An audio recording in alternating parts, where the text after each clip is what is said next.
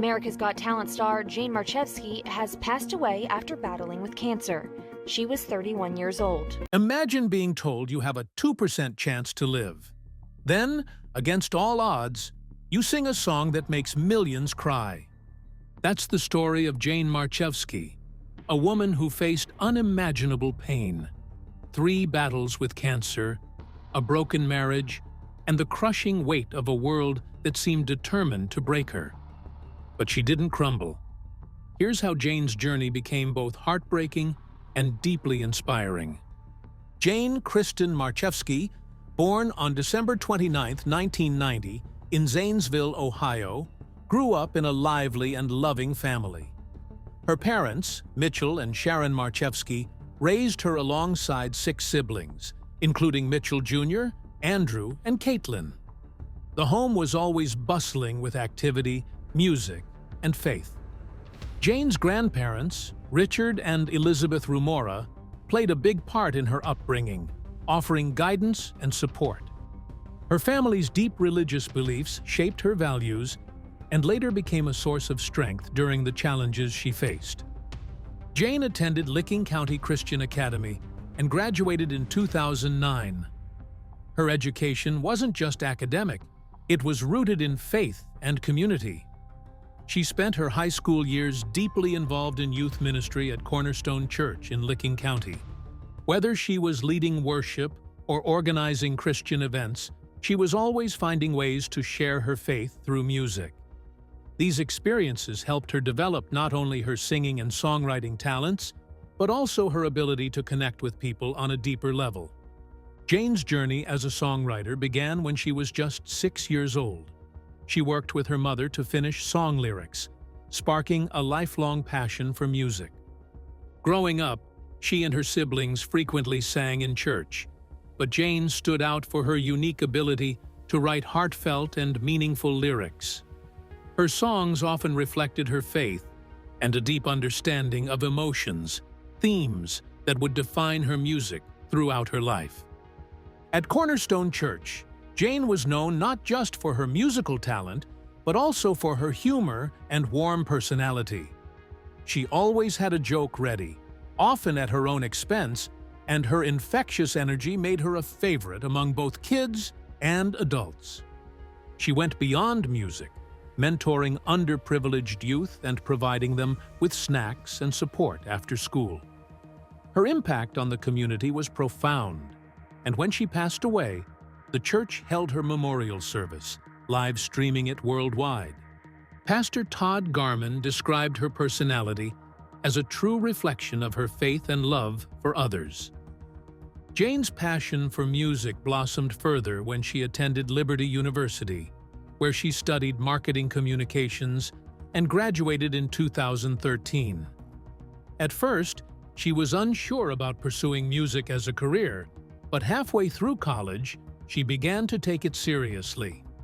She performed regularly at Liberty's popular coffeehouse events, quickly becoming a campus favorite. Her roommate, Abby Stewart, watched her grow from a shy singer to a confident performer loved by her peers. While at Liberty, Jane balanced her studies with acts of kindness, like helping a homeless woman reunite with her family. These moments showed her compassionate nature and her desire to make a difference. The university experience helped her realize that music wasn't just a hobby, it was her calling. In 2012, while still a student at Liberty University, Marczewski released her first EP, Lines. It was a simple 3-song collection where she used just her voice and acoustic guitar to share her raw talent. A year later, she decided to create another EP, Ocean and Sky. To fund it, she turned to Kickstarter, showing her determination and entrepreneurial spirit. This 6-song collection was a big step forward for her, exploring deep themes like faith, hope, and resilience. During her time at Liberty, she became a regular favorite at the university's coffeehouse events, where her performances always earned enthusiastic applause. Reflecting on those years, she once said, "If I had not come to Liberty, I don't think that I would be doing this." It was pounded into my head that I needed to pursue what I was passionate about. After graduating in 2015, Marczewski moved to Nashville, Tennessee, to chase her musical dreams. She performed under her married name, Jane Claudio, with her husband helping as her producer. During this time, she contributed music to a documentary titled Leonard Knight, A Man and His Mountain. Her time in Nashville wasn't just about music, though. She found fulfillment in leading worship at the Belonging Church, working as a camp counselor, and even volunteering at the Davidson County Jail. However, as time passed, she felt like her dream of performing had started to consume her. Feeling it had become way too important, she decided to step away from music for 3 years. When Marczewski returned to music, her style had changed significantly. She transitioned from her earlier folk and pop sound to something fresh, electropop. In March 2019, she released her first single as Nightbird, Girl in a Bubble. Just a month later, she had a major moment in her career, opening for Tori Kelly at Liberty University. Her most important song, It's Okay, came in August 2020. Her stage name, Nightbird, came from a powerful and mysterious experience she had one night. She dreamed about birds singing in the dark at 3 a.m., as though they were celebrating the morning long before it arrived. The dream repeated 3 times, and when she woke up after the last one, she heard real birds singing outside her window in the middle of the night. This moment stayed with her, becoming a symbol of her belief in hope and perseverance. She explained, "I want to be that way, even when I am in the middle of a dark time and there are no signs that it will end. I want to be the bird that sings in anticipation of the good things that I trust are coming." In September 2017, Jane Marczewski, known later as Nightbird, was just 26 when her life took a shocking turn. She discovered a lump in her breast, and doctors soon confirmed it was stage 3 breast cancer. This diagnosis came at a time when Jane was ready to restart her music career after a 3-year break. She had hoped this would be her big comeback, even choosing September for its special meaning to her. But instead of a fresh start, she was faced with the fight of her life. She compared those years of waiting for her breakthrough to moments of deep reflection, like 3 days in the tomb like Jesus, or 3 days in the belly of the whale like Jonah. Her planned rebirth became a battle for survival. As she began treatment, Jane experienced what she called a miracle of community. Even though she was too weak to leave her bed, people around her came together to help. Church members brought warm meals to her home several times a week. A group of women cleaned her house regularly, and her fridge stayed full of food from friends and neighbors. Unexpected financial help arrived when she needed it most. In her blog, she later wrote about the overwhelming kindness she witnessed during this time, saying it revealed a depth of commitment, sacrifice, and friendship she never thought possible. Her treatment was intense. Jane underwent chemotherapy, a bilateral mastectomy, and reconstructive surgery. It was a long, painful journey. By July 2018, after losing her hair, 25 pounds, and more than a year of her life, she was finally declared cancer-free. Throughout this time, she shared her experiences through a blog. She wrote about the physical and emotional toll of her battle, mentioning the loss of her hair, her breasts, and precious time. Despite all of this, she felt richer than ever because of the love and support she received from those around her. However, her marriage began to crumble. During her first battle with cancer, her husband, Jeremy, had been supportive. He still called her darling and kissed her gently, even when she didn't feel beautiful anymore. But as time passed and her illness returned, the strain on their relationship grew. Her illness, though devastating, sparked creativity. By March 2019, after recovering, she released her first single, Girl in a Bubble, under her new name. Her battle with cancer deeply influenced her songwriting.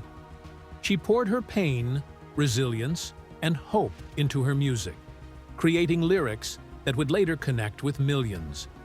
She reflected on how cancer, which seemed meant to destroy her, had instead become the foundation for her strength. It became, as she put it, the mountain I stand on. On New Year's Eve in 2019, Jane Marczewski's life changed forever. While the world was celebrating, she was sitting on the floor of her doctor's office, holding an 11-page fax that detailed the devastating return of her cancer. This wasn't just bad news, it was overwhelming. The document listed countless tumors that had spread all over her body. For Jane, the timing was cruel. She had just started feeling ready to return to her music career after taking 3 years off to focus on healing and spiritual growth. At only 28 years old, she was told she had just a 2% chance of survival and only 3 to 6 months to live. The cancer was relentless and aggressive. Tumors had invaded her lungs, her liver, her spine, and other vital organs. Her liver was so full of cancer that there was barely any healthy tissue left. Her spine had cracked under the pressure, leaving her in unbearable pain. She couldn't lie down comfortably, struggled to stand in the shower, and her weight dropped to a fragile 85 pounds. The cancer spread further, reaching her lymph nodes, ribs, and spine, with so many tumors that doctors couldn't even count them all. The diagnosis of metastatic breast cancer was a death sentence. There was no cure. As if battling terminal cancer wasn't enough, Jane's life fell apart in another way, just 2 weeks after her diagnosis. Her husband of 5 years told her, "I'm done," and left. She was suddenly facing death and divorce at the same time. The emotional pain was too much to bear, and Jane experienced a complete breakdown. She barely spoke, ate, or got out of bed for months. Doctors later discovered that the trauma had physically damaged her brain, reducing its ability to handle stress and emotions to just 8% of what it should have been. Despite everything, Jane decided to fight. In the summer of 2019, weighing just 85 pounds and with her hair gone from chemotherapy, she moved to California. It was a desperate attempt to survive. Her treatments weren't covered by insurance, so she relied on crowdfunding and donations from strangers to pay for them. Even in her fragile state, she kept writing music and recording, pouring her pain into her art. During this time, she wrote the song "It's Okay," which later touched millions when she performed it on America's Got Talent. Jane also left behind powerful messages through her blog and social media. Her words inspired people to find hope even in the darkest times. She wrote, "The dirt intended to bury me is now the mountain I stand on," encouraging others to face their pain instead of running from it. In her final Instagram post, just weeks before her death on January 11, 2022, she shared lyrics from her famous song, "We're all a little lost, and it's all right." Through her writing, she shared the depths of her suffering while holding on to hope, showing that even in the face of death, she found strength and clarity in what truly mattered. On June 8, 2021, Jane Nightbird Marczewski walked onto the America's Got Talent stage. She wore a simple outfit and carried a bright smile, even though she was fighting a tough battle with cancer. When asked about her job, she shared that she hadn't worked in years because of cancer in her lungs, spine, and liver. But then, she said something unforgettable. "I'm so much more than the bad things that happened to me." This set the tone for her audition, which would become one of the most memorable moments in the show's history. She sang her original song, It's Okay, which she had written during her darkest days.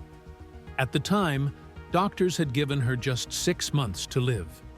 Her performance was raw, emotional, and deeply moving.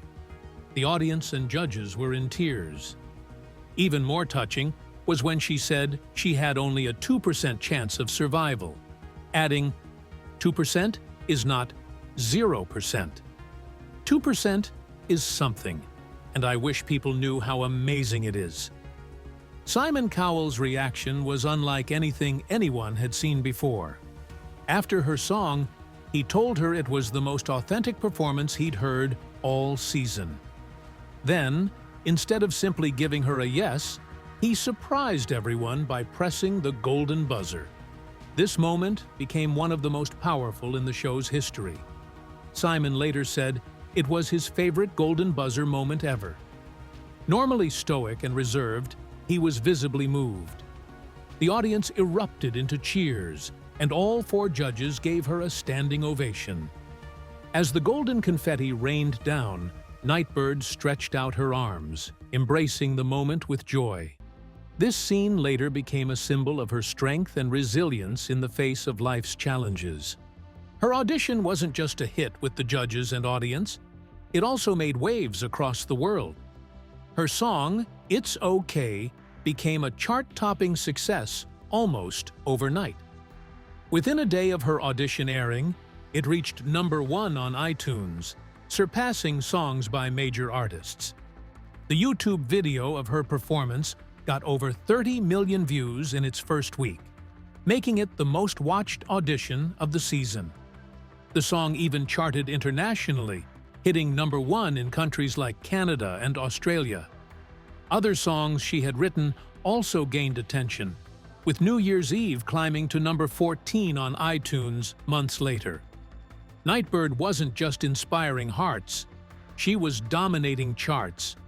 But in August 2021, just weeks before the live shows, Nightbird made a heartbreaking announcement.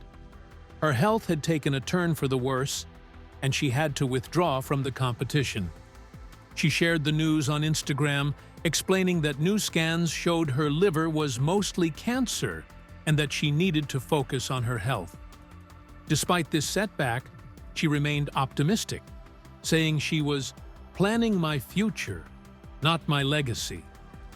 Fans around the world responded with love and support, and the hashtag Nightbird trended on social media for days. Simon Cowell's connection to Nightbird grew even deeper during this time.